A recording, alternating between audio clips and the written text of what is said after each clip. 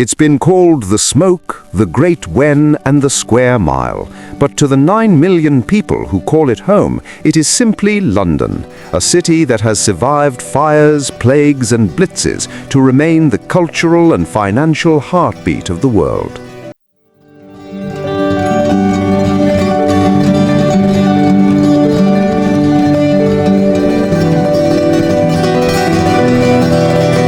Walking through London is like flipping through a history book where the pages have been shuffled. You can stand on a Roman wall, look up at a medieval church, and see a 21st century skyscraper reflected in its windows. It's a city of 32 boroughs, thousands of pubs, and a river, the Thames, that has seen it all.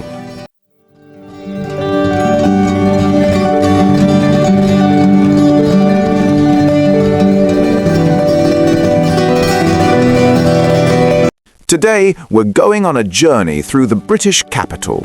We'll see the royal palaces, explore the world's best museums, get lost in the chaos of the markets, and find those quiet, leafy corners that make London feel like a collection of tiny villages. So, mind the gap, we're heading into the heart of London.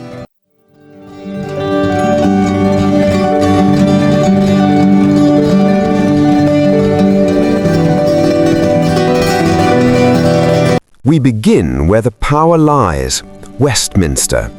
If you've seen a postcard of London, it likely featured the Elizabeth Tower, home to the world's most famous bell, Big Ben. After years of restoration, the gold leaf is shining brighter than ever, and hearing that bong ring out across the Thames is still a spine-tingling moment.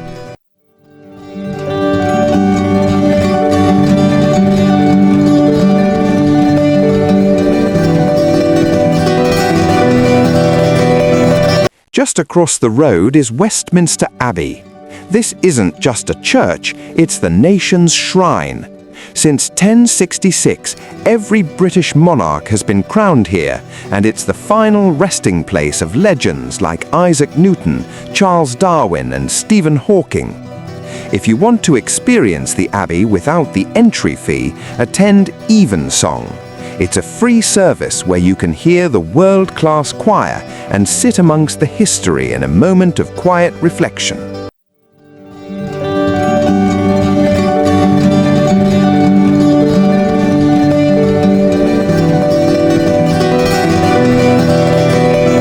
A short walk down the Mall, the Grand Red Road, leads you to Buckingham Palace.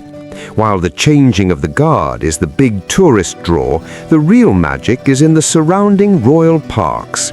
St. James's Park is, in my opinion, the most beautiful.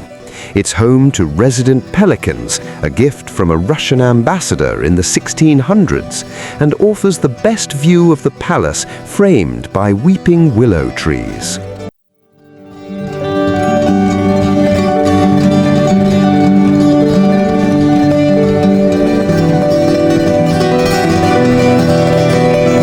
Now we head east to the City.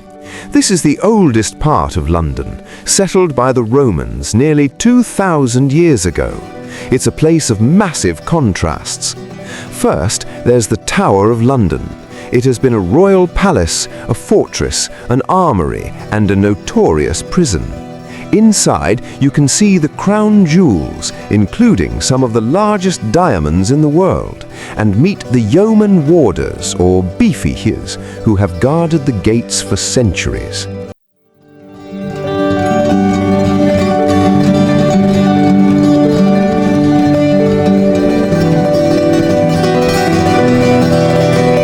But look up from the tower's ancient stone walls and you'll see the gherkin, the cheese grater, and the scalpel. London's financial district loves a nickname. One of the best ways to see this contrast is from the garden at 120 or the Sky Garden. These are free public roof gardens that offer 360-degree views of the city. Seeing the dome of St. Paul's Cathedral, Sir Christopher Wren's masterpiece, sitting amongst these glass giants is the perfect visual metaphor for London. St. Paul's survived the Great Fire and the Blitz, standing as a symbol of London's resilience.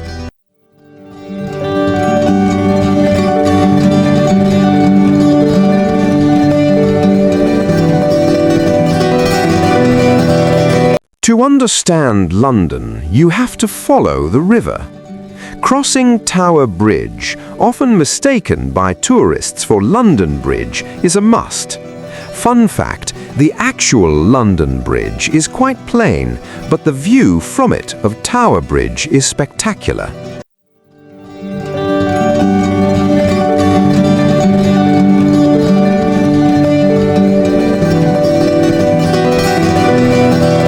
The South Bank is London's cultural playground. It's entirely pedestrianised, making it a dream for a long afternoon stroll.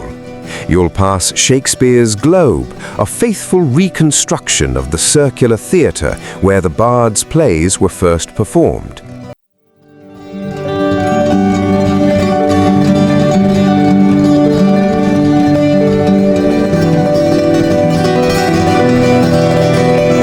Further down, you'll find the Tate Modern.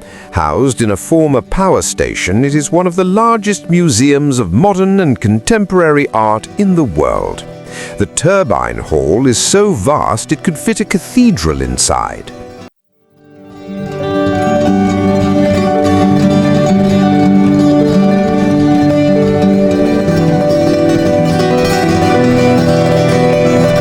The London Eye also sits here. While it might look like a simple Ferris wheel, the flight takes 30 minutes and gives you a perspective of the city's layout that you just can't get from the ground. On a clear day, you can see all the way to Windsor Castle.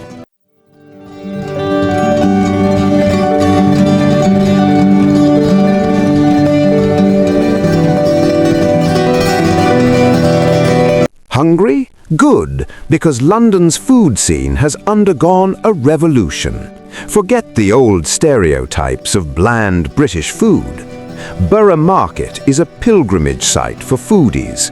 Situated under Victorian railway arches, it's a sensory overload of artisan cheeses, fresh oysters, and the famous hot chorizo rolls.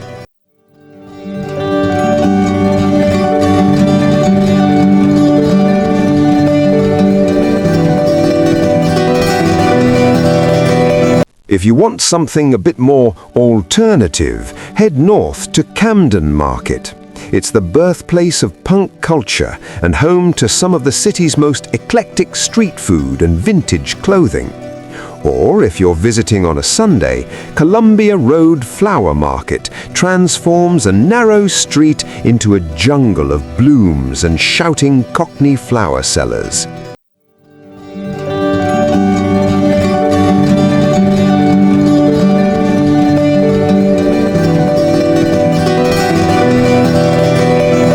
As the sun sets, the West End comes alive.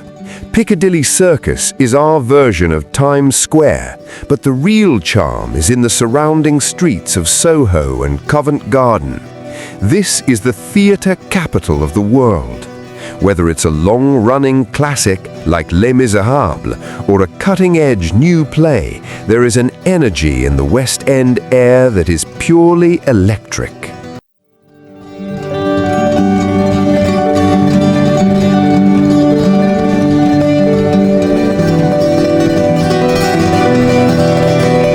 London is a city that rewards the curious. If you step off the main tourist drags, you'll find places like St. Dunstan in the east. It's a church that was bombed in WWI and never rebuilt. Instead, it was turned into a public park.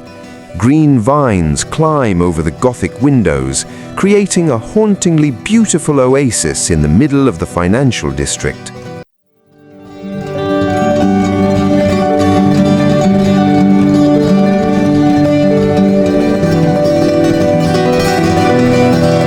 Then there is Little Venice. Where the Grand Union and Regent's canals meet, you'll find a picturesque neighborhood of narrowboats and waterside cafes. You can take a boat from here all the way to ZSL London Zoo or Camden. And we can't forget the villages.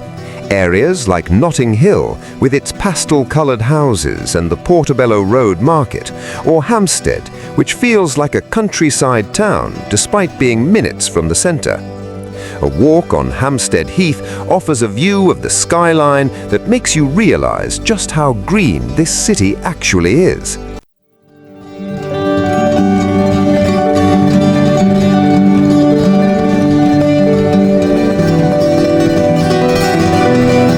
London is a city of layers. You could spend a lifetime here and still find something new every morning. Before you go, a few Londoner tips. Transport. Don't bother with a paper ticket. Use your phone or contactless card to tap in and out on the tube and buses. It's cheaper and easier.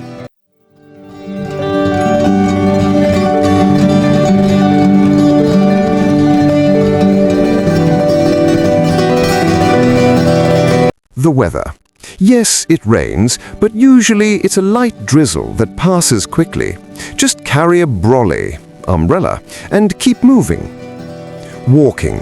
London is much more walkable than the tube map suggests. Often, walking between stations like Leicester Square and Covent Garden is faster than taking the train.